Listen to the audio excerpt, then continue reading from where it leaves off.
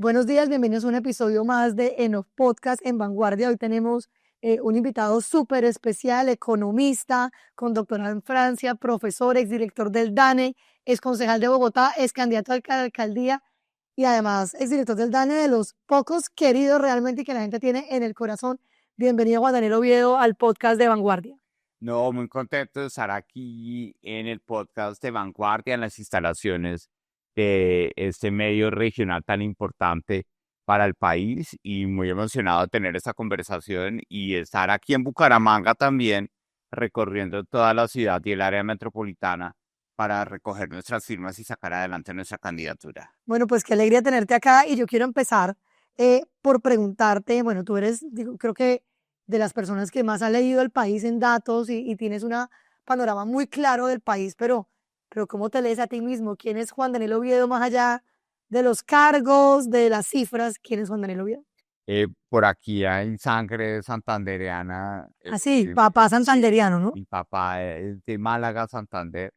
A pesar de que no sea tan presente en mi vida, pues pude conocer la vía de Bogotá a Málaga, que sigue siendo una tragedia. Así, pavimentado, se acabó el pavimento. Exa- Empieza el pavimento, fin del pavimento. Me siento igual. Exactamente. Parece como ir a la luna Exacto. y no puede ser posible que la infraestructura sea así. Pero bueno, soy un economista bogotano, mi acento me delata, bogotano, 48 años, como les decía, mi papá de Málaga, Santander,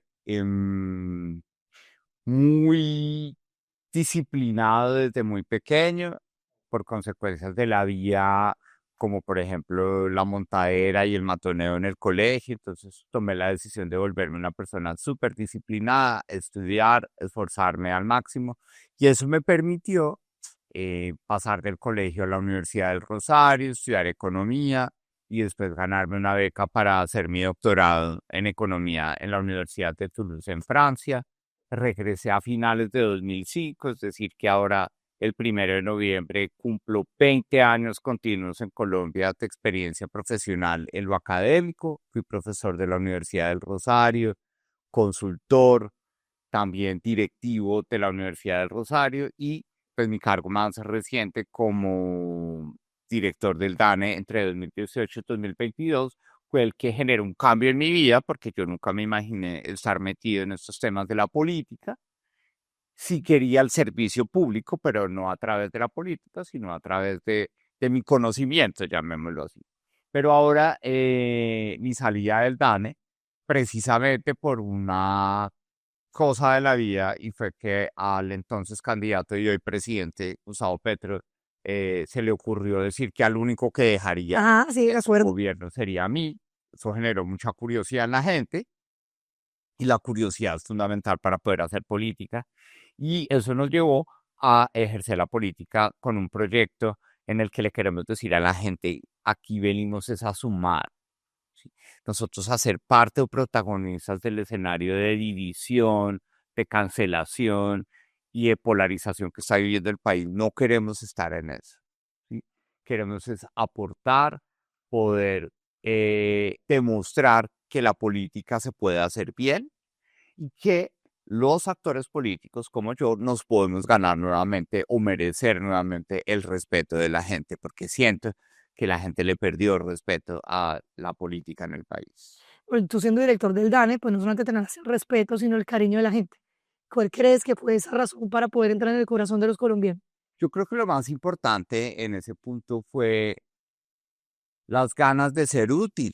Sí, yo creo que el país quedó a ciegas, llamémoslo así, de un día para otro, con un confinamiento, con una nueva forma de vida, con unas consecuencias que trajo en materia de empleo, en materia de pobreza, en materia de salud mental, de violencia intrafamiliar.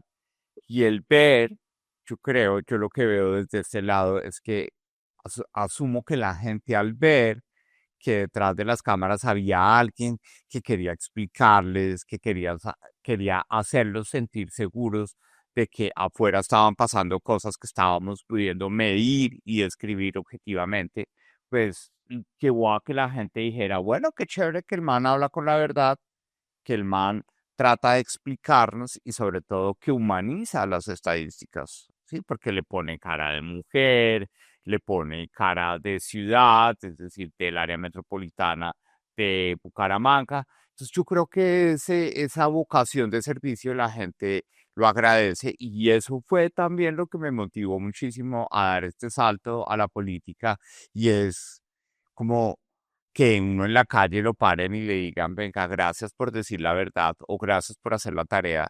Yo creo que la gente está esperando buenas noticias también de sus actores políticos, no el escándalo, no el trino borracho o el trino grosero, sino la gente está esperando que sus actores políticos hagan la tarea para los que están nombrados o elegidos. Y eso yo creo que fue lo que generó mucho cariño. Más empatía. Tú hablas ahorita un poco del matoneo, digamos que lo has dicho en varias entrevistas, el tema de bullying, al que fuiste en algún tiempo también víctima y demás. En la política es terrible el tema de las bodegas, o cómo le cascan de duro a los No. políticos, la gente no, o sea, literal no tiene sangre, o sea, es, No, ¿cómo te ha ido con eso? yo le digo a mi mamá que yo no sé qué es lo que tengo, pero yo tengo una cosita que me caen todos, fue pucha, me la montan todo el tiempo. En el colegio, tome. En el DANE, yo me acuerdo, me preparé así, trasnoché para que mi primera rueda de prensa saliera perfecta, que no me corcharan, que nada, y pan, no, que se acento gomelo, que pídelo, eso que hace un gomelo hablando de pobreza, no sé qué. Y ahora política, no, que es uribista, no, que como no le da tan duro a Petro, entonces es petrista. Que no, que por un tema de una discusión jurídica del Consejo, que no, que devuelva la plata. Entonces, no sé qué tengo, pero soy muy atractivo para ese tipo de ataques. Y leo los Bodegas ahí, comentarios, los señoras, o los lees o no. yo los leo. ¿Sí? Uy, no, yo sí no. O dice, no los lea, por favor. Pero yo no me aguanto, no me ¿De aguanto. verdad? Es importante leer. Porque, ¿sabes qué? Y eso ha sido muy importante como en mi vida personal. Y es eh, darme cuenta si yo estoy aquí para que me quieran o para que me crean. ¿Y qué? ¿Te has dado cuenta? Y yo tengo claro que estoy aquí para que me crean. Entonces, Si cuando no le creen, después los quieren. exacto. Es preferible que lo creen, le crean para que creerlo, a que se quieran para que luego no le crean. Porque hay gente que se mete a la política para que lo quieran, entonces dice simplemente a secas lo que a la gente le gusta y por eso tiene clics y es controversial y clics, clics, clics. Pero qué bueno que la gente primero le crea a uno de que quiera hacer un proyecto político sano, sobre todo que se ponga al servicio de todo el país. Tú hiciste una muy buena campaña en la alcaldía de Bogotá y yo me acuerdo dos formatos que tenías y era Oviedo para Oreja y el Preguntódromo. Y digamos que leo un poco sobre ti porque ahorita también ya vamos a hablar un poco del tema de transportarte en bus y eso, ahorita enfocamos bien ahí, pero creo que el tema de la escucha para ti es muy importante. Sí. ¿Por qué? Bueno, primero porque algo de lo que más me generó como ese sentimiento de estar conmovido del ejercicio de la política cuando salí a pedir la firma por la alcaldía de Bogotá para poder ser candidato a la alcaldía de Bogotá, fue que tomarse el tiempo de escuchar a la gente en la calle, así fuese 2 minutos o 3 minutos, la gente como que quedaba, después de contar su historia o de contar su problema, me acuerdo muchísimo que esa conversación fue de una señora de 47 años que decía, a mí ya nadie me quiere dar trabajo formal, todo el mundo me dice que soy vieja, ¿sí? He cosido desde los 16 años, es decir, he cosido más de 30 años en satélites de confección y ahora me dicen que no, que la empresa quiere sangre joven en la empresa, entonces yo ya no sirvo para coser, que es lo que he hecho toda la vida. Y ella lo pudo decir en 2, 3 minutos y yo le puse atención y le di una respuesta de lo que nosotros queremos hacer. Y ella es como si le hubiera cambiado la vida, como poder poner su problema afuera de lo que uno vive. En lo personal sirve muchísimo. Cuando uno le cuenta un problema a otra persona, uno se siente aliviado porque ya no lo está cargando solo, ¿sí? En Colombia la gente siente que nadie la escucha, que a nadie le importan los problemas. Por eso Petro ganó con el discurso de Francia Márquez de los nadies. Claro. ¿sí? Porque sí, en Colombia, y lo confirmo en todo lo que hemos recorrido, más de 7.750 kilómetros en flota, eh, 13 departamentos, 36 ciudades que hemos recorrido, la gente dice, a nadie le importan mis problemas. Por eso es la desconfianza en la política, porque dicen, ustedes en momentos de campaña vienen a dar besitos, abrazos, fotos, ¿sí? Les damos la firma o les damos el voto y después nunca vuelven a aparecer, ¿sí? ¿Y quién nos está escuchando? ¿Y quién está gestionando los problemas que nosotros queremos que se resuelvan? Entonces, escuchar para mí en el ejercicio de la política se vuelve supremamente importante e irónicamente, ¿sí?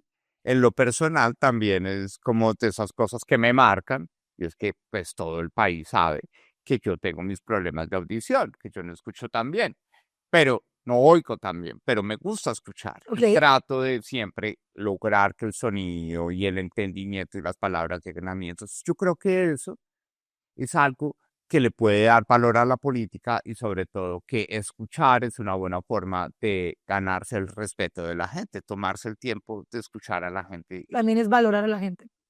Yo vi en tu campaña en la alcaldía que tú viviste en Bosa y luego incluso siendo concejal de Bogotá, seguiste teniendo tu casa allá, conservándola. Y me parece interesante eso porque es que una cosa es hablar de los problemas de la gente y otra es convivir con ellos. ¿Qué Exactamente. aprendiste realmente conviviendo ahí? Bueno, lo primero es que este país es un país, por ejemplo, en Bogotá, no tengo el dato de Bucaramanga, pero porque no se pregunta tan preciso. En Bogotá hay una encuesta, pero en Bogotá la principal causa de discriminación es ser pobre, Ujú. feo, gordito, bajito, ¿sí? No es ni siquiera ser venezolano, ni siquiera ser gay, como yo, no. Es no encajar en un estereotipo. Somos una sociedad supremamente estereotipada. Entonces la gente dice, Bosa es una localidad que vamos a decir no es la más pobre, es la cuarta más pobre de Bogotá, pero Bosa en sí mismo, en su localidad, es supremamente diversa y no son solo problemas, hay cosas buenas, hay emprendimientos, hay gente trabajadora, hay gente que quiere cuidarse espacio público, gente que quiere que la cuiden y la respeten. Entonces, cuando yo me fui a vivir a Bosa, todo el mundo dijo, no, es el típico politiquero Politiquera, que va a comer huevos pericos allá en un plato de plástico y a decir que es un todo de pobre, ¿sí? Eh, y yo iba por el lado que tú me estás abordando y por eso te agradezco mucho la pregunta. Y yo iba a vivir una experiencia de local, exacto. porque tal vez de local uno logra no solo ver los problemas desde otra perspectiva, sino escuchar lo que vive la gente. Y porque hay algo así, cuando tú vas de visita, la casa siempre está linda.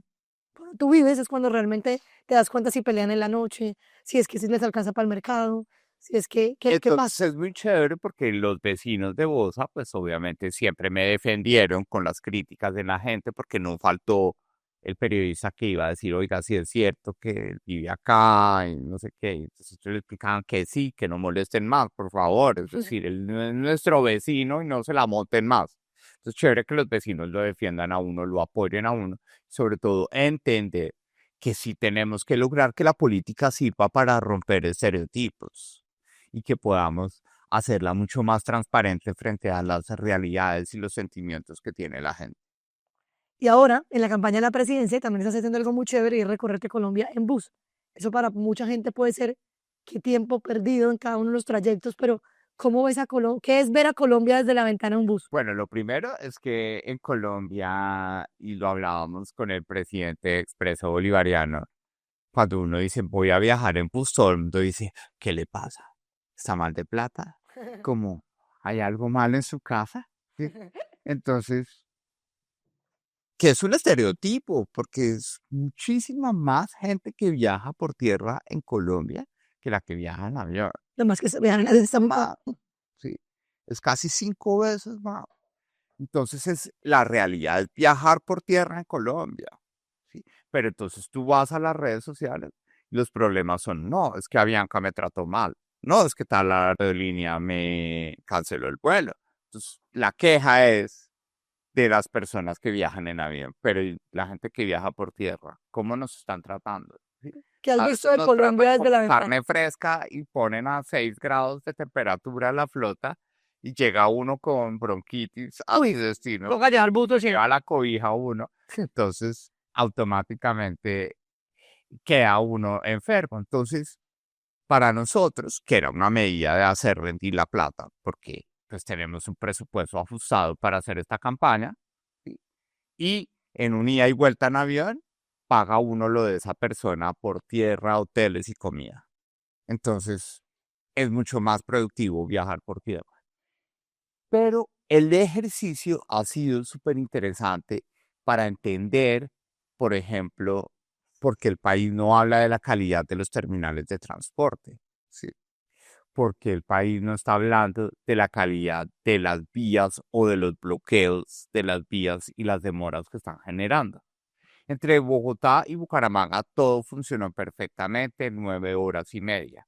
Pero cuando veníamos de Santa Marta a Bogotá, un trayecto de 16 horas se nos demoró 26, porque primero el bloqueo de los arroceros en ese momento, después el bloqueo de luz que se les fue la luz, entonces hoy Colombia tiene normalizado las vías de hecho y el abuso de la protesta social sobre el espacio público y sobre la infraestructura del país, pues que es algo que no podemos permitir. Es natural que la gente esté inconforme porque sí, vemos gente inconforme al lado de las carreteras. Perdón que me alargue, pero pasamos por Tasajera. El gran escándalo de Tasajera de que se quemaron unos señores por ir a sacar gasolina de un tanque que se volcó. Pero esto, conmoción nacional, todo el mundo criticó la cultura, no sé qué. Pasamos por Tasajera y los señores quemados siguen siendo abandonados por parte del Estado y nadie les para bola.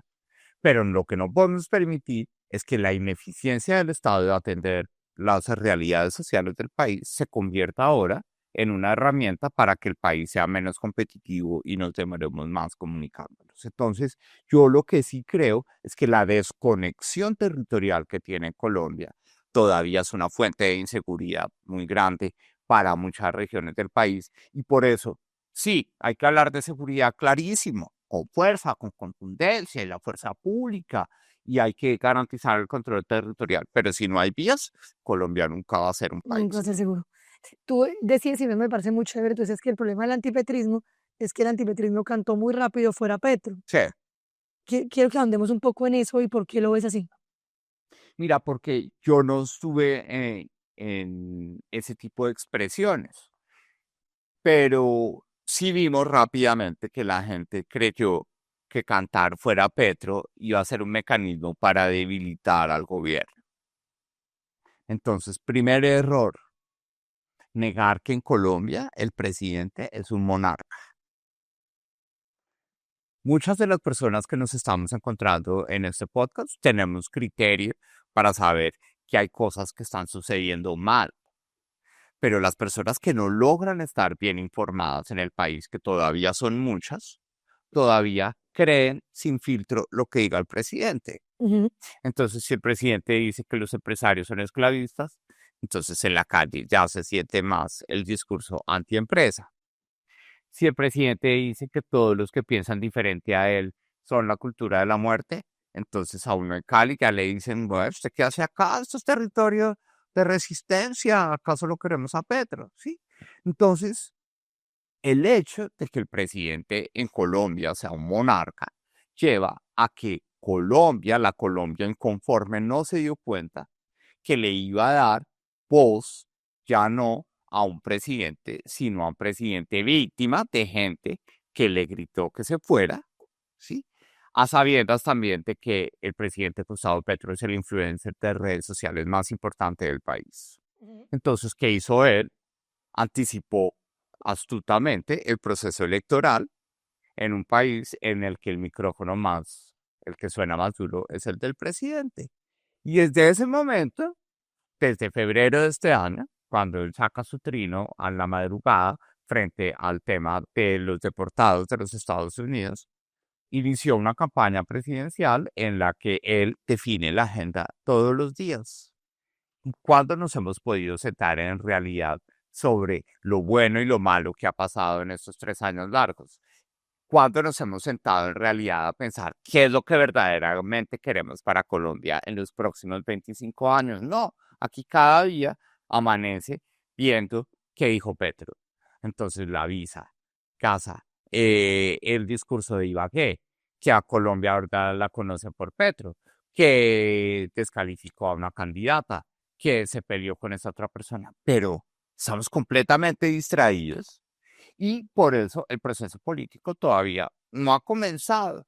Y hoy lo que vemos es gente que piensa con el deseo y que le dice a las encuestas que se hacen ahí por debajo de cuerda, por el deseo quisiera que el que está haciendo más ruido sea el que sea presidente. Pero lo que no estamos reconociendo es que este país define quién va a ser el presidente el último mes. Ahí te iba a preguntar algo y es, tú decías también como que las cometas que nos ha puesto a ver este gobierno, ¿sí?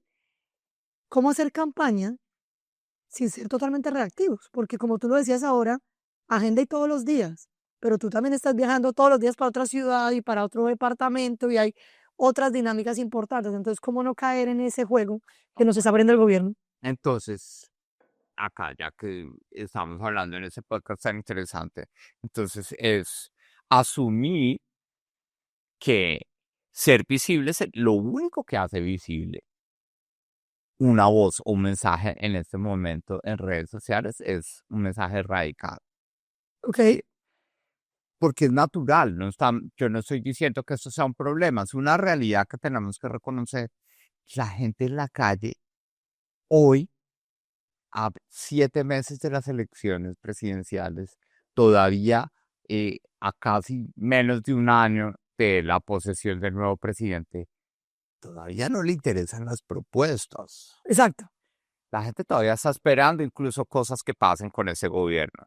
Sí, porque dicen, pues todavía queda menos de un año para que el presidente pueda reivindicarse. Y todavía la gente tiene esperanza de que puedan pasar cosas buenas. La gente que quiere a este gobierno.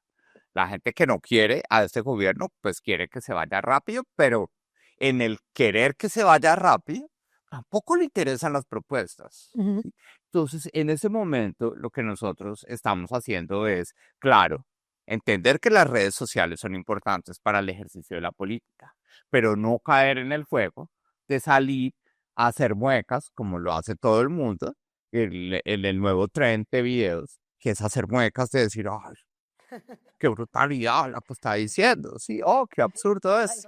Y ya, simplemente para tener clics y visualizaciones, porque lo que necesitamos es hacer este ejercicio de conocer lo que verdaderamente está pasando en el país, de saber cómo, por ejemplo, a Bucaramanga, desde nuestro gobierno, le vamos a dar una solución en conjunto con la alcaldía que esté en ese momento a Metrolínea, Exacto. porque los estudiantes de la UIS, los que viven cerca del Metrolínea, antes llegaban muy rápido a la universidad, ahora les toca muy difícil, ¿sí? Y hay soluciones que nosotros tenemos que plantear. Entonces, lo que nosotros estamos haciendo es siendo pacientes, porque lo que no se nos puede olvidar es que Colombia no va a cambiar en eso, y es en el último mes, entre abril y mayo, que Colombia va a decidir quién va a ser su presidente. Mientras tanto, tenemos que prepararnos, nosotros recoger nuestras firmas de aquí al 17 de diciembre, escuchar el escenario político de convergencia que debe suceder, porque 105 candidatos este país no aguanta. En mayo del 2026 hay que hacer un filtro de aquí a final de año o a finales de enero para que ya con un número limitado de candidatos podamos empezar a escuchar cuáles son las propuestas y tomar una buena decisión. Cuando tú estabas de profesor en la universidad, yo he visto los comentarios que te hacen en YouTube y la gente es, ay, lo adoro, fue súper buen profesor, pero también dicen que era súper cuchilla. Entonces, de ese profesor cuchilla, ¿qué se va a repetir como presidente? Bueno, yo creo que ese era mi apodo que me tenían los Qué estudiantes con miedo. mucho cariño, cambiaban la B por la M, entonces el profesor Omiedo. Eh, yo creo que ese espíritu de ser cuchilla, respetuoso, obviamente, porque uno no puede abusar y uno tiene que saber cómo maneja los niveles de exigencia en ese país. pues fue lo que tal vez me ayudó a que el DANE entendiera que teníamos que trabajar duro al servicio de todo el país. Entonces, yo sí creo que Colombia necesita un presidente filudo, porque las herramientas y la cantidad de botones y de palancas que tiene la infraestructura presidencial, llamémoslo así, es tan grande que desperdiciarla como lo está haciendo Gustavo Petro y simplemente sustituirla por un teclado de un teléfono y gobernar desde las redes sociales es muy costoso porque se están desaprovechando muchas oportunidades en las que el poder presidencial sí se puede utilizar a bien, ¿sí? ¿Qué dato te preocupa hoy de Colombia? ¿Qué materia nos estamos comiendo los colombianos? Bueno, ¿qué datos preocupan de Colombia? Lo primero, que Colombia tiene que entender que los datos van a seguir dando buenas noticias, Ok, ¿sí? Y hay que prepararse. Nos van a mandar a Navidad con la economía creciendo al 3%, ¿y eso qué quiere decir? que tenemos un boom de consumo, el tremendo, en ese país, que no podemos desconocer. Y eso significa que después de la nota de prensa del DANE el 15 de noviembre, en diciembre, el gobierno va a empezar a mandar fotos de los centros comerciales de Bucaramanga repletos, de las zonas de vacaciones de el Santísimo, el Parque Chicamocha, repletos de gente, de las playas repletas de gente. Y nos van a decir, y entonces, ¿qué es lo que no les gusta del Ujú. progresismo? Si estamos haciendo crecer a Colombia después del 3%, ¿sí? Entonces, lo que preocupa es que Colombia se está quedando en una pelea súper facilista de ahora decir, no, ese es el DANE que le está haciendo un cajón al gobierno, ¿sí? Que le está haciendo el mandado al gobierno y está inflando las cifras para que todo se vea más grande el crecimiento y el desempleo lo están cogiendo para que se vea más chiquito. Pero lo que preocupa de esas cifras es que no estamos haciendo el análisis de fondo. Y es que esas cifras son a pesar de que Colombia tiene una crisis en este momento fiscal que nadie entiende y de inversión que nadie entiende. Nadie está invirtiendo en Hay Colombia. una pérdida de confianza gigante. Exactamente, porque hay una pérdida de confianza. Entonces, Colombia está en ese momento en el que el papá o la mamá, que son los que financian la casa, los echaron del puesto y están tarjeteando y tarjeteando y tarjeteando y tarjeteando y endeudándose para consumir. Y ese es el peor consejo de finanzas personales. Endeudarse para consumir. Pedir un crédito de consumo es muy riesgoso. Pedir un crédito hipotecario para irse de vacaciones es el fracaso. Y hoy Colombia se está endeudando para consumir. Entonces, ¿qué pasa? Que políticamente los opositores de ese gobierno quisieran que la economía estuviera mal. Las cifras están mostrando buenos números, pero no es que la economía esté bien, sino que estamos teniendo un boom del consumo completamente desfinanciado que nos va a dar un guayabo en 2027, en 2028, con con un guión político súper preocupante, que si yo soy presidente, ¿sí? Y yo me pongo las pilas a cortar las mangueras de la plata ilegal, entrando al contrabando que genera empleo informal, y ajustamos el Estado y ajustamos el déficit fiscal, seguramente el desempleo me va a crecer un poco. Y van a decir, ¿cómo así? A Petro sí le bajaba el desempleo y usted, el del DANE, ahora presidente, que es que el supereconomista, ¿y a usted por qué le sube? ¿Sí? Entonces tenemos un guión político detrás de las cifras que si lo manejamos mal, pues vamos a polarizar aún más la discusión política, pero si lo manejamos bien y somos conscientes que esas cifras que pueden ser buenas en el corto plazo son costosas y dolorosas en el mediano plazo y que tenemos que elegir a un gobierno responsable que nos permita resolver esa situación, pues puede ser otro camino. Eso es lo que más me preocupa de las cifras en ¿Cuál acción económica urgente harías de primero? recortar el gasto. Sí, son 54 billones de pesos que hay que llegar a recortar el 7 de agosto de 2026. Ya vimos cómo el gobierno ha tratado de hacer sus jugadas en las comisiones económicas para aprobar el presupuesto inflado, a pesar de que no tiene los ingresos suficientes para financiarlo. La ley de financiamiento no se va a aprobar. Ya los mismos congresistas de las comisiones terceras y cuartas lo han hecho público. Es decir, vamos a empezar el año con un presupuesto o con ganas de gastar muchísimo más de lo que vamos a recaudar en términos de impuestos, y el nuevo presidente, que espero ser yo, el 7 de agosto de 2026, tiene que hacer un recorte de 54 billones de pesos. Eso es, para que la gente lo entienda, a pagar el PIB del departamento del Meta de un solo taco. ¿Sí? Es una decisión supremamente costosa y vamos a tener que asumir ese ajuste presupuestal. Segundo, vamos a tener que gestionar un racionamiento de gas y electricidad, porque todo parece indicar que el fenómeno del Niño, que se va a activar hacia finales de 2026, va a ser muy fuerte, y pues por la ideologización de la transición energética perdimos nuestra soberanía de gas natural.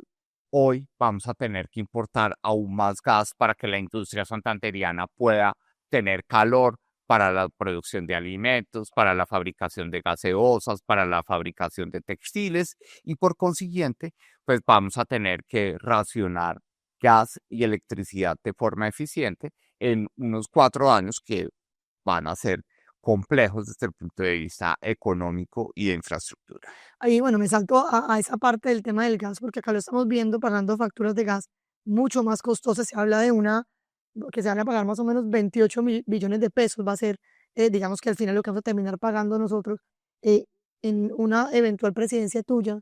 ¿Cómo plantearía la discusión del fracking en Santander? Ese es un tema bien importante porque además es que hay una oportunidad grande para el fracking. Bueno, en ese punto me siento muy contento de estar nuevamente en Bucaramanga, porque en la Asamblea de Pro Santander se organizó un debate hace algunos meses alrededor del futuro minero energético del país y sobre todo del fracking. Yo creo que esto es una decisión, nuevamente, de que uno viene aquí es a que le crean y no a que lo quieran. Seguramente la ideologización del debate ambiental genera costos políticos sobre la afirmación que yo voy a plantear. Pero hoy no tenemos de dónde más agarrar para financiar el desarrollo de Colombia, sino de la huaca que tenemos debajo del suelo. ¿Sí? Eso de creer que el turismo es el nuevo petróleo, de que las nuevas tecnologías y que la revolución industrial, no. Para lo que es Colombia, ¿sí? Para la Colombia del mototaxismo que es tan frecuente en Bucaramanga, de la comida en la calle que es tan frecuente en Bucaramanga, de las peluquerías, no hay otra forma de financiar la infraestructura, los servicios públicos, la salud y la protección social que sacando la huaca que tenemos debajo del suelo colombiano, tanto en tierra como en el mar. Tenemos que reactivar nuestra agenda minero-energética rápidamente, definir entornos de confianza, tú lo mencionabas, la confianza inversionista se ha perdido en el sector minero-energético, y tenemos que hacer fracking. Fracking no porque seamos enemigos del medio ambiente Depredadores del medio ambiente. o depredadores, porque hay que aclararle a la opinión pública que el fracking, que es una tecnología que ha madurado a lo largo de los últimos 80 años en todo el mundo. Entonces, esas falsas narrativas de que va a temblar, de que se va a acabar el agua, son errores que se cometieron hace mucho tiempo, que la innovación, la tecnología han permitido corregir, y hoy el fracking es una tecnología robusta que nos va a permitir sacar más gas en el Magdalena Medio, aquí cerca de Bucaramanga, y también del pozo Sirius Offshore. Pero lo más importante, que ser hábiles en el fracking nos va a dar una visión sostenible de futuro, y es llegar más abajo y empezar a generar electricidad desde el movimiento de las placas de la Tierra, que es lo que se llama geotermia. Y geotermia hoy es el futuro de la generación de electricidad totalmente limpia y sostenible en el mundo, y Colombia tiene oportunidades de desarrollar eso, pero tiene que saber cómo llegar bien abajo, y por eso el fracking tiene que aparecer en nuestras técnicas extractivas en el país. ahí quiero, bueno, cambiar un poco, digamos que las preguntas, pues, y es, a mí me preocupa un poco, según el INC, en el 2025 se han registrado 22.000 intentos de suicidio. Muchos de estos jóvenes que sufren acoso por orientación sexual o por discriminación, identidad de género y demás. Tú, digamos que, ¿qué plantearías con relación a poder reducir esos tipos de acoso y poder proteger a que los jóvenes no sigan intentando, pues digamos que llegando a suicidio, pues? Que nota que lo pongas de ese tema porque hoy todo el mundo habla de que hay que hablar de la seguridad y hay que hablar fuerte y plomo, y cárceles y todo eso. Pero hoy la principal inseguridad que se está viendo en el país y por ejemplo en Bucaramanga es la violencia intrafamiliar. Ujú. Eso es 2003, esto es 2024, el consolidado. Miren la tendencia creciente. Nos estamos, como dicen en la calle, dando en la jeta en la casa. Y esa es la principal fuente de inseguridad y de violencia en el país. Eso significa que Colombia también será un país seguro el día que gestionemos nuestra salud mental. ¿Sí? Y en la famosa reforma a la salud que tanto quiere el presidente Gustavo Petro, díganme, por favor, quién ha escuchado algo de abordaje de salud mental en esa reforma. Cero. Hoy necesitamos que la salud pública incorpore el componente de salud mental para que el deporte, la cultura, la educación y la salud estén completamente interconectados para gestionar y prevenir este tipo de situaciones como son los intentos de suicidio, que muchos de ellos, cuando uno hace la epidemiología social de esos intentos de suicidio, muchas veces están asociados a abandono escolar, consumo problemático de sustancias psicoactivas y conflictividad familiar. Entonces, necesitamos, y es parte de las propuestas que nosotros estamos planteando en nuestro programa de gobierno, y es que la verdadera reforma a la salud sea una actualización del sistema desde lo que hemos venido construyendo con el suficiente músculo financiero para abordar, primero, que somos más bien, por consiguiente, que somos más propensos a tener enfermedades crónicas del corazón, accidentes cardiovasculares, a tener diabetes, a tener obesidad, y gestionar eso es más costoso.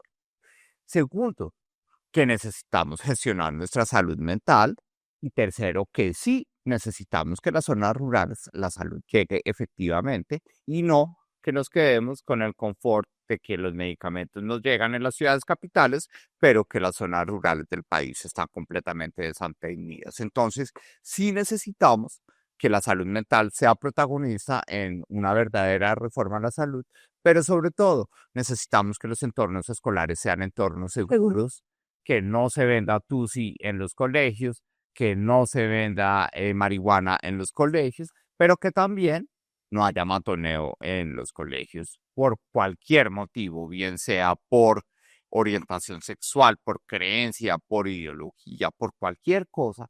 No puede haber matoneo escolar en Colombia porque si los entornos educativos no son seguros, pues no vamos a tener una juventud que se desarrolle adecuadamente y que nos permita resolver este problema de violencia intrafamiliar. La población LQGT además, digamos que tiene una tasa de desempleo del 10.3, un punto por encima del promedio nacional, y aparte los homicidios a esta población cada vez siguen aumentando. Desde un eventual gobierno tuyo, digamos que, ¿qué has pensado para que estas cifras bajen y haya una protección? Bueno, yo creo que ahí tenemos una cosa muy, muy dura que asumir. Y es que hoy en el mainstream de la política, ¿sí?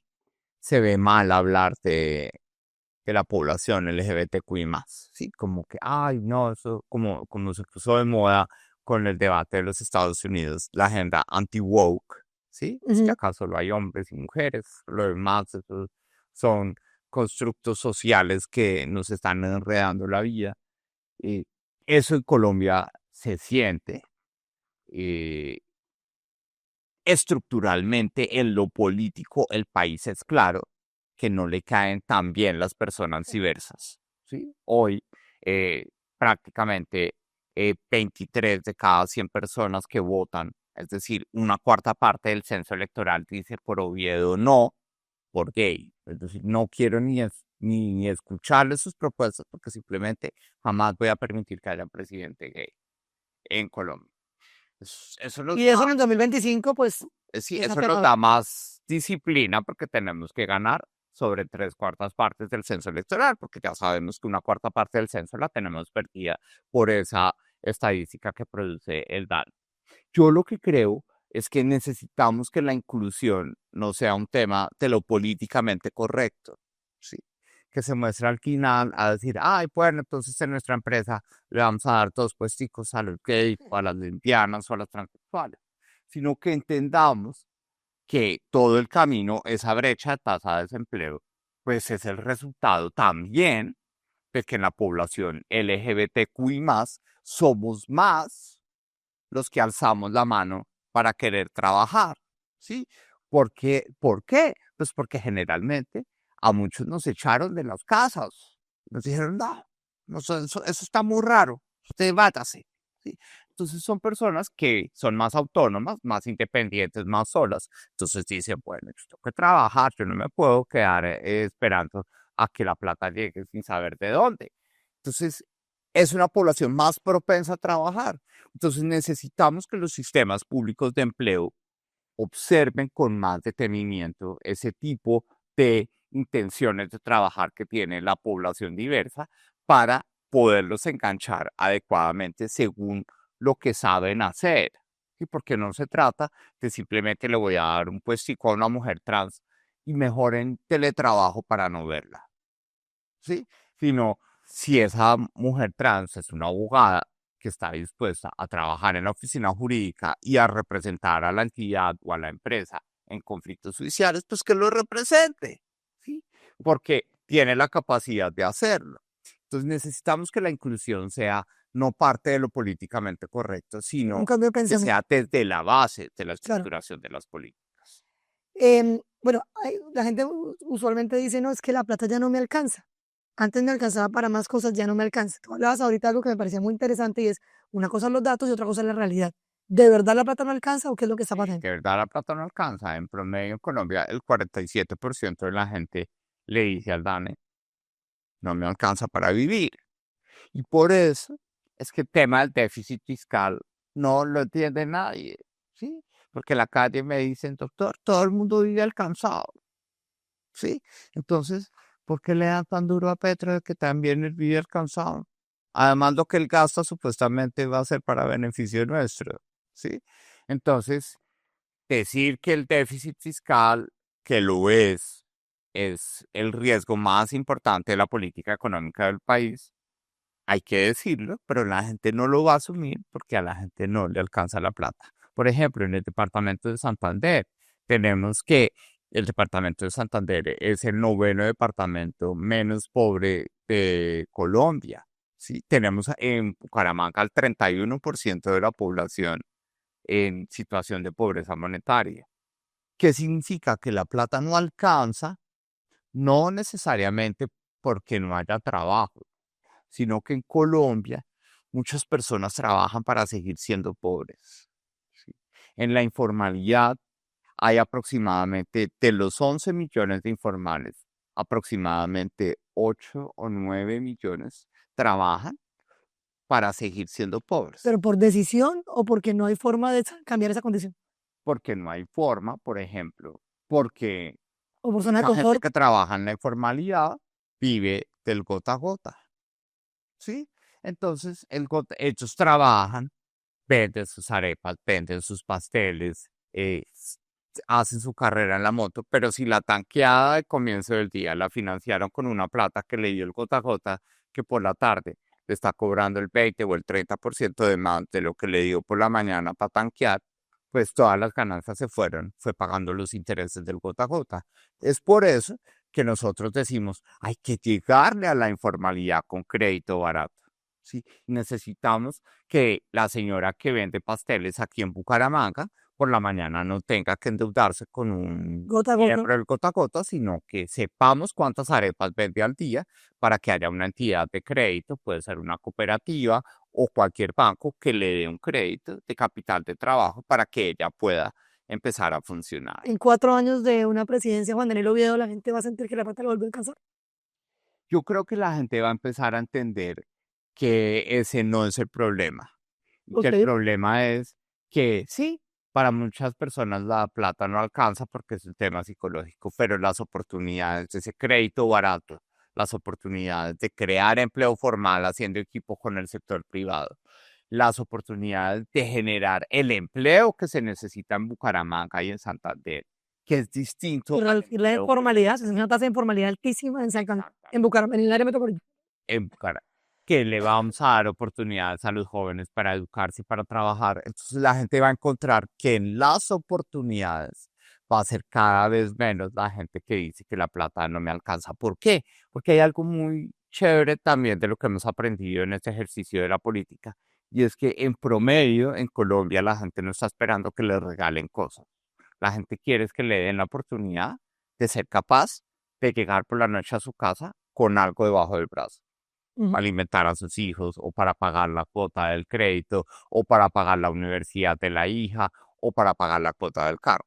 Sí, desde lo básico, desde comida hasta el financiamiento del hogar. Entonces, creo que en esos 4 años, que están pensados como el primer periodo de 6 periodos presidenciales que tiene Colombia para poder llegar a ser vieja y no tan pobre, Ok. porque para viejos vamos, y en 2050 la estructura poblacional de Colombia se va a totear por su envejecimiento. Entonces, como lo dice mi mamá, mi hijo, lo peor que le puede pasar a usted es llegar a viejo y pobre. Así que trabaje y ahorre mientras pueda para que tenga sus ahorritos cuando sea viejo. Eso es lo que necesitamos y tenemos solamente 25 años para hacerlo. Y queremos que estos 4 años que nosotros le ofrezcamos a Colombia entre 2026 y 2030 sean la base de algo que nos A permita largo plazo. en 2050 que sus hijos o la versión más vieja de mí o la tuya podamos decir en 2050, bueno, al menos hicimos la tarea para que la Colombia que trabaja en ese momento tenga las oportunidades de aspirar a ser un país desarrollado. Tú hablas de la descentralización, además que lo haces con mucha pasión, porque tú me lo decías antes de empezar el podcast, como en el DANE, la gente cree que el DANE no tiene cifras de regiones y tú sí las tienes. Entonces, ¿qué entiendes tú por descentralización y cómo eso puede hacerse en la práctica? Porque yo siento que eso es una promesa que tú no sacas del sombrero. Todos los políticos hablan de descentralización, porque llegar a una región como Santander o como el eje cafetero a decir, venga, yo sí les voy a poner cuidado, pues eso siempre va a ser bien recibido, pero las regiones al contrario, siempre nos dan la espalda y siempre se acaba el gobierno. Por ejemplo, hoy pasó, salió el COMPES oficial, donde supuestamente teníamos incluidas como 5 de nuestros proyectos más importantes y ninguno está incluido. Y aquí vinieron a decir que sí. Entonces, háblanos un poco de la descentralización y cómo lo entiendes tú. Bueno, primero, la descentralización es lo que hay que hacer y eso lo ordena la Constitución Política del 91. Es decir, yo quiero insistirles a todas las personas que nos ven y a ti y a todo el equipo de Vanguardia que yo respeto profundamente la Constitución del 91. Es decir, yo no soy de los que creo que eso hay que hacerlo y tumbarlo y ajustar express la Constitución para lo que queremos. Es una Constitución que verdaderamente escuchó al país, que fue diversa en su composición, que fue súper rigurosa en los planteamientos que definió y en las herramientas que le dio, en este caso, al Ejecutivo para resolver los problemas de Colombia.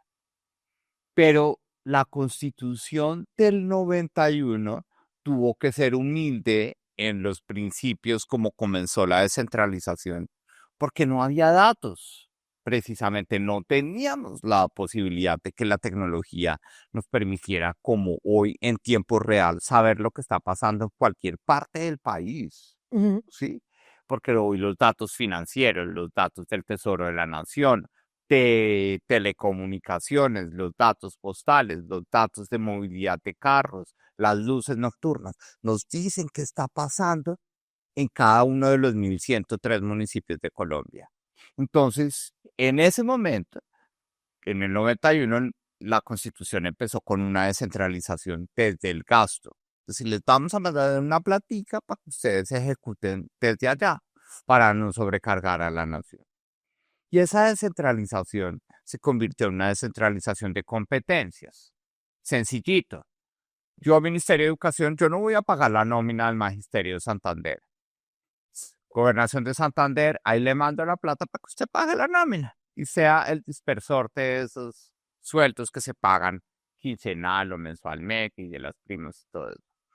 Pero nunca fuimos capaces de decir, venga Santander, ¿sí? ¿A usted le cuesta mucho que Metrolínea esté quebrado?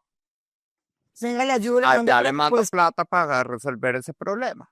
Entonces, lo que Colombia necesita hoy es pasar de esa descentralización de funciones, como la de pagar la nómina de los maestros, a una descentralización de capacidades. Y es decir, bueno, Santander, sientes y piense cuál es la relación beneficio-costo de Metrolínea y díganos cuánto cuesta ponerlo a funcionar, no con chichiguas de, ay, voy a sacar unos miles de millones de pesos a ver qué hago para aprenderlo. No, hay que ponerlo a funcionar perfecto, porque los sistemas de transporte público o funcionan bien o o no no. funciona, no media no. A medias es quebrarse, es condenarse a la quiebra o condenarse a la pobreza.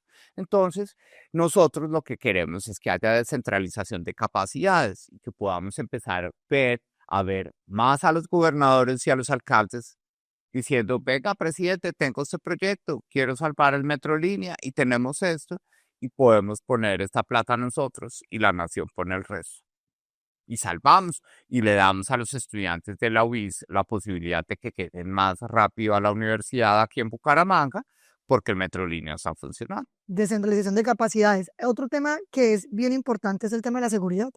Aquí, por ejemplo, el alcalde actual, pues digamos que su promesa de gobierno fue el plan Candado, que era el tema de la seguridad, pero eso no solamente pasó en Bucaramanga, eso pasó en todo el país porque realmente la seguridad es lo que más nos preocupa a los colombianos. ¿Cuál es tu propuesta de seguridad? Bueno, la propuesta de seguridad y sobre todo en Bucaramanga, mi expresión de solidaridad, porque es decir, la explosión de la inseguridad que ha sucedido en Bucaramanga, en hurtos a personas, en extorsión, en violencia intrafamiliar y en delitos sexuales es tremenda, ¿sí? Y esa es la prueba de que hoy tenemos una criminalidad muy distinta a la que teníamos en el pasado. ¿Por qué lo digo así? Porque mucha gente añora la seguridad democrática del presidente Uribe o añora el acuerdo de paz de Santos, ¿sí? Pero en esos momentos históricos del pasado, la criminalidad era otra. Ujú. Eran guerrillas jerarquizadas que tenían intereses políticos, pero desde el acuerdo de paz o incluso desde antes a la fecha, ya casi en la última década, lo que se consolidó fue un oligopolio criminal que lo que quiere es plata, ¿sí? Que mata y que roba para hacer ruido o para saldar temas de conflictos entre ellos, pero que no tiene ningún interés político. Y tristemente, el departamento de Santander está siendo golpeado por el efecto colateral del Catatumbo, ¿sí? Y necesitamos, primero, tener claro una política de seguridad que en el caso de Bucaramanga tenga un componente de seguridad ciudadana muy importante, en donde podamos hacer equipo con el área metropolitana para el fortalecimiento del pie de fuerza, porque necesitamos más policías, una institución que está comprometida con garantizar el orden y la seguridad, y necesitamos que del país podamos recuperar el control territorial del Catatumbo, porque hasta cuando el Catatumbo no esté tranquilo, Santander no va a estar tranquilo. Sí, eso de que podemos separarnos. Hoy todo está completamente interconectado porque sabemos que es una delincuencia de fines económicos que lo hace mucho más conectado. Pero queremos que esa fuerza y esa contundencia y ese orgullo que queremos darle a nuestra fuerza pública como comandante en jefe, que es el presidente de la República, va a estar acompañado de mucha inteligencia. Sí, hoy, por ejemplo, los análisis que nosotros hacemos de los datos económicos de Santander, por ejemplo, la tala ilegal de árboles y el contrabando de madera es un tema que no solo genera deforestación, sino que está generando una plata que está entrando a la economía de Santander, ¿sí? Y la plata que está moviendo algunos elementos que le dan más fuerza a la delincuencia y al oligopolio criminal que acecha al departamento de Santander. Entonces necesitamos usar los datos, usar la inteligencia financiera, la inteligencia judicial, la inteligencia policial y sobre todo las nuevas tecnologías para que en lugar de ir solo detrás de la mata, vayamos detrás de la plata que produce la mata y que le demos golpes duros a la criminalidad, quitándoles la plata que están derivando de esas actividades ilícitas para que Bucaramanga pueda sentirse libre nuevamente de extorsión y podamos ver el desarrollo del sector servicios y el fortalecimiento del sector financiero generando empleo en la ciudad. Bueno, otro tema interesante es que, bueno, tenemos hoy 108 candidatos. Te hemos visto a ti con Mauricio Cárdenas, hemos visto a Luna recogiendo firmas para ti, para Mauricio Cárdenas. Hoy la Fuerza de las Regiones mandó una carta invitándote a ti y a los otros candidatos a que se sometan a una consulta el 8 de marzo para que haya un candidato que represente a todos. Esto evidentemente, digamos que hay cosas que uno debe entender en la vida y es que Colombia es más grande que uno mismo. Mm. Y al final Colombia necesita combatir y combatir con fuerza. ¿Tú qué opinión tienes sobre esta unión necesaria entre candidatos? Bueno, yo creo que desde el principio, desde que llegamos a esa carrera política, dijimos, nuestra posición política de centro dice, el centro en Colombia va a existir solamente cuando seamos capaces de demostrar que nos podemos poner de acuerdo, ¿sí? Y esa es la gran debilidad del escenario político que se está perfilando en ese momento, que tenemos 105 candidatos, ¿sí? O más, o menos, porque el fiscal Barbosa renunció a su candidatura. En donde las tendencias que se ven de unión simplemente son para darle pata a Petro, Ujú. ¿sí? Y ahí es muy difícil, porque hoy tenemos un votante mucho más sensible frente a la realidad política, ¿sí? Entonces, unirse simplemente para sacar a Petro, que naturalmente mi posición, ¿cuál es? Y yo quiero ser claro, es tuvieron la oportunidad y la desaprovecharon, se dedicaron a hablar paja. Entonces, como dicen los jóvenes, next, pues sí, pin, pasen otros perfiles de hojas de vida y escojamos a una persona capaz de aprovechar la oportunidad en este horizonte de 25 años que tenemos. Y la elegimos bien. No tiene que ser simplemente de sacar a Petro solo porque sea Petro, no. Desaprovecharon la oportunidad, los hechos hablan por sí solos, o su ausencia habla por sí sola.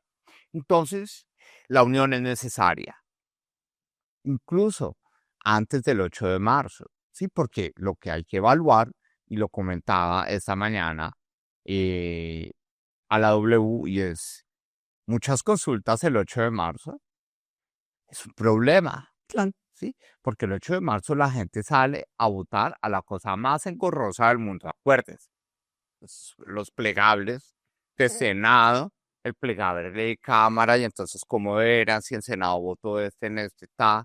Entonces, si va a haber una consulta de los partidos tradicionales, si va a haber la consulta del Frente Amplio y ahora la consulta de los independientes, pues podemos erosionar la audiencia, ¿sí? La gente se confunde. Entonces, yo sí creo que el país tiene que reconocer que la unión es importante, pero no con afanes, ¿sí? Porque hay que darle también a la gente de Colombia, que es la que vota, la oportunidad de que conozcan el talante de sus candidatos, ¿sí? Y de saber de aquí a finales de enero, por ejemplo, quiénes son los que verdaderamente pueden tener el talante de liderar el país y ahí sí escoger un filtro para que podamos permitirle a Colombia que si va a haber consulta en marzo sea un número muy acotado de candidatos en una sola consulta para no generar tantas consultas a la vez o definir otro mecanismo a través del cual se pueda hacer la selección. Yo creo que el centro hoy debe proyectarse como una opción política de sensatez, de calma, de rigurosidad, de capacidad, de escucha Y podemos ponernos de acuerdo sin necesidad de desgastar el sistema electoral colombiano financiando una consulta. Y podemos buscar cómo los datos, las conversaciones y las discusiones sinceras que podamos tener entre diferentes candidatos, pues puedan llevar a un resultado. La fuerza de las regiones hemos hablado en muchísimas reuniones desde tiempo atrás, casi desde comienzos de este año, con David Luna, con Mauricio Cárdenas, desde febrero hemos estado hablando. Es decir, la opinión pública debe tener la tranquilidad de que aquí hay gente sensata como nosotros, que valoramos el sentido de la unión y que vamos a ser capaces o de recoger fuerzas de otros movimientos que se unan a la nuestra si vamos a ser la cabeza, o de aportar también a otras fuerzas si no somos seleccionados como la cabeza. Nuestra apuesta es trabajar duro para ganarnos la credibilidad y la confianza de la gente para que podamos ser nosotros esa opción. En esa conversación, en esa unión, ¿cuáles son los no renunciables de Juan Daniel Oviedo? ¿Los qué? Los no renunciables. Bueno, que entre en los extremos a esta conversación, ¿sí? Porque yo creo que lo que yo quiero representar y lo que la gente me dice en la calle es, por favor, quédese lejos de los extremos. Es decir, quédese lo que usted está haciendo. De pronto no lo vemos tanto como escuchamos a los otros que gritan y se acusan y todo eso entre ellos y sacan escándalos entre ellos. Pero usted quédese ahí porque seguramente en el último mes van a ser más los sensatos y los ponderados los que queremos que haya una opción libre de extremos en Colombia. Sí. Tú hablabas, que me parece también interesante, y es que la gente en Colombia votó en las elecciones anteriores en contra de más que a favor de, Sí. y que igual te pasó en la alcaldía. Esta vez yo creo que con más razón la gente va a votar en contra de. ¿Cómo hacer para devolver esa esperanza política y que la gente vote por algo a favor? Bueno, yo creo que eso es la tarea de esas causas que se convierten en una lid y es, hay que decirle a la gente que Colombia va a ser un mejor país el día en que las personas que nos están viendo, o tú o yo, votemos por el que nos guste. No importa, por eso en Colombia el voto secreto, ¿sí?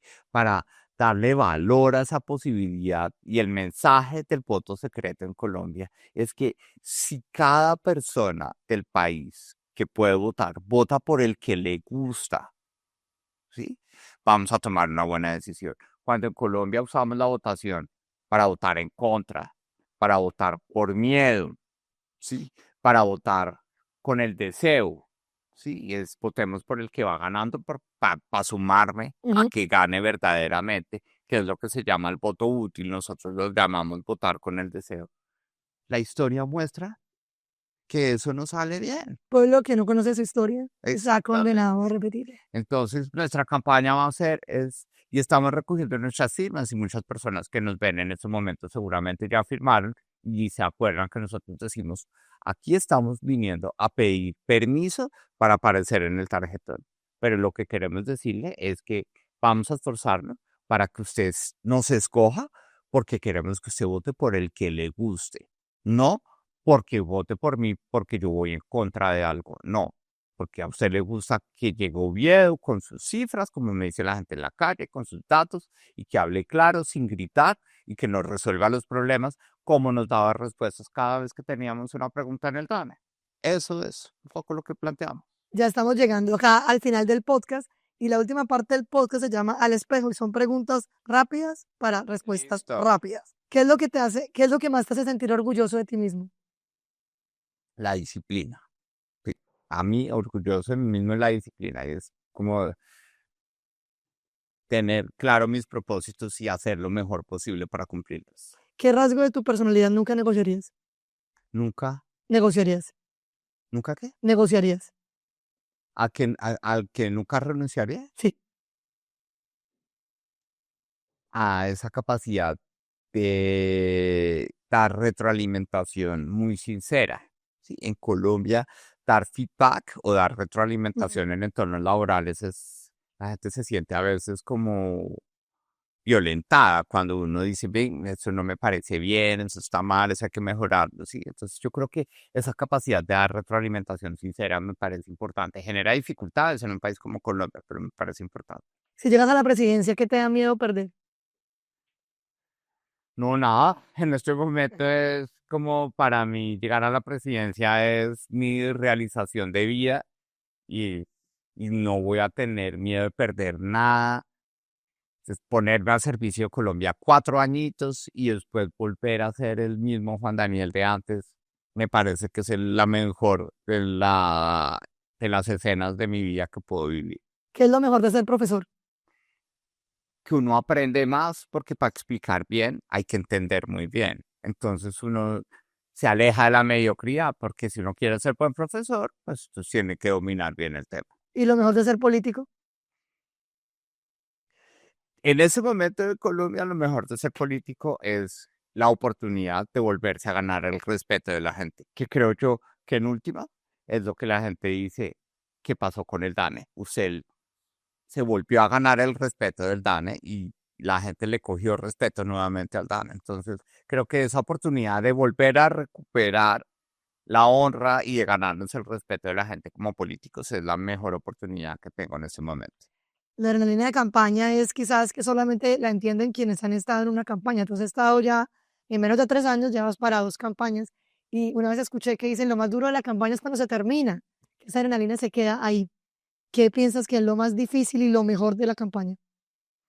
Bueno, yo creo que lo más difícil, pues, es entender que la política también es un juego, ¿sí? En el que no solo son mis estrategias las que determinan que yo gane, sino también lo que está en el ambiente y las estrategias de los demás.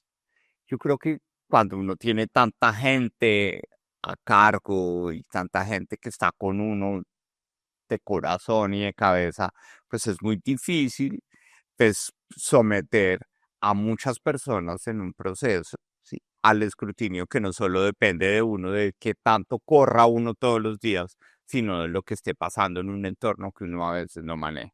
Yo creo que eso es lo más difícil, al menos para mí, de hacer campaña, como decirle a la gente, únanse bajo el principio de que sí, vamos a hacer la mejor tarea, pero hay cosas que se salen de nuestras manos, ¿sí? Uno como buen líder quisiera decir, únanse, porque lo que yo haga va a determinar lo que nos pase a todos, ¿sí? Como manada o como gallada, como grupo. Eso es lo más difícil. Y lo otro que tú me decías, Lo mejor de la campaña. lo mejor, la calle. Me parece que esa adrenalina de ver lo bueno, de ver lo malo, de ver las rutinas de la calle, de ver las caras de la gente, las sorpresas o los rechazos que se generan, me parece que es un contacto con la realidad que en Colombia da mucho poder, porque Colombia es un país muy diverso. ¿Sí? Entonces lo que pasa aquí en Bucaramanga no pasa en Cali, no pasa en Bogotá, no pasa en Medellín. Entonces, conocer de primera mano esa diversidad en la calle me parece que es una herramienta súper empoderadora a la hora de hacer una oferta política. Para ti el tema de la escucha es súper importante, ya lo hablamos, y has hablado con mucha gente en esta campaña, en la campaña de la alcaldía. Si eres presidente, pasan los 4 años, esa gente que habló contigo, ¿qué va a decir de ti?